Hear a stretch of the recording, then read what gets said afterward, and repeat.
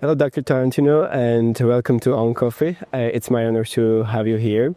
And I want to ask you, as an Italian, do you drink cappuccino after 12? I think that there is at least 1 or 2 laws in Italy that arrest you if you drink milk after 12. But in truth, moving to the US for a few years made me more flexible. So instead of 12, I moved the threshold to 1 p.m. Until 1 p.m., milk and cappuccino are fine. After 1 p.m., no cappuccino. Okay. And what is your favorite type of coffee? Well, I'm very close to espresso. Espresso is close to my heart, but actually the one you do with the mocha.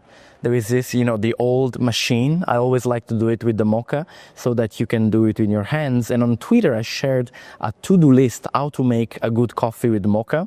I highly recommend that. I put all of my passion in that.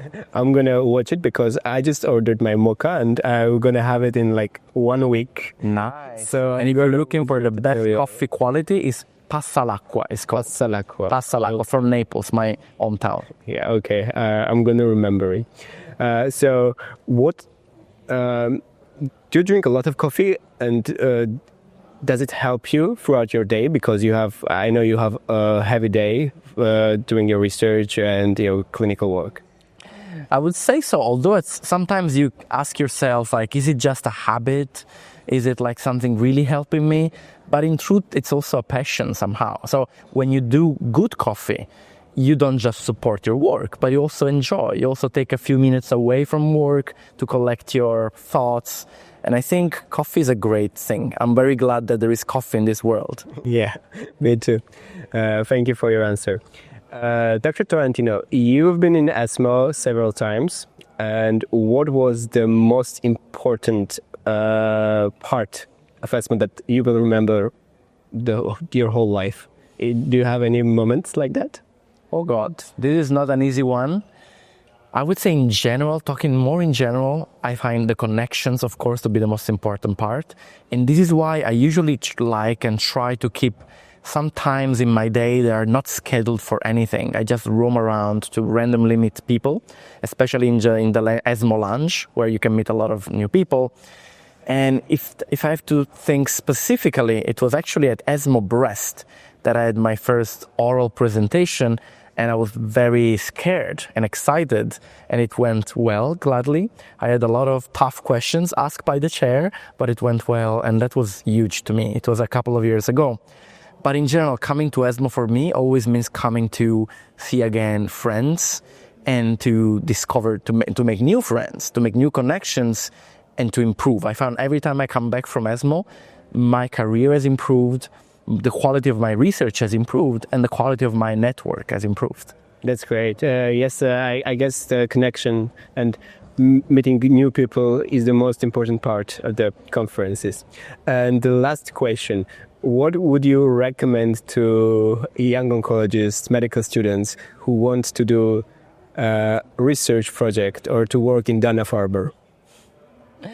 So the most important thing is and it may sound trivial, but I think, following passions is critical because research is a tough job. It's not easy.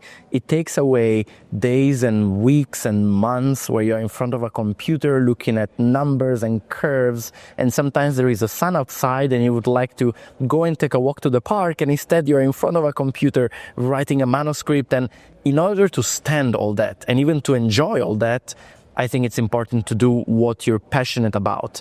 And so if you realize that you're passionate about, immunotherapy or sarcoma, there are some specific topics, like focus on that topic and push hard on that topic and don't expect to do something else just because someone else seems to say is the best thing. So just follow what you like because it's going to be important. Some days are going to be tough, but even, for instance, you mentioned going to Dana-Farber.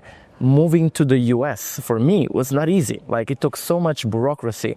In Italy, we always think we have a lot of bureaucracy. We do, but never as much as in America. America is such a tough country for visa purposes and every type of purpose, but it was worth it because the first thing when I got to Dana-Farber, I was asked by my chief, Sarah Toleni, what do I like and what do I want to do? And my answer was ADCs, antibody drug conjugates, and that's what I've been working on for the past 4 years. And that has been my guiding light. So if I had to give one suggestion, is really to find your passion. And there's many ways, like at conferences, through your mentor, by reading papers, and following those passions, because it's critical for everything. Thank you so much. And I'm really happy that you joined me today, and I wish you productive time in ESMO. Thank you for joining me, and thank you for watching. Just keep the coffee brewing. Bye-bye. Thank you for having me. Don't forget to like, comment, share, and subscribe to OncoDaily on YouTube. Hit the bell icon to stay updated.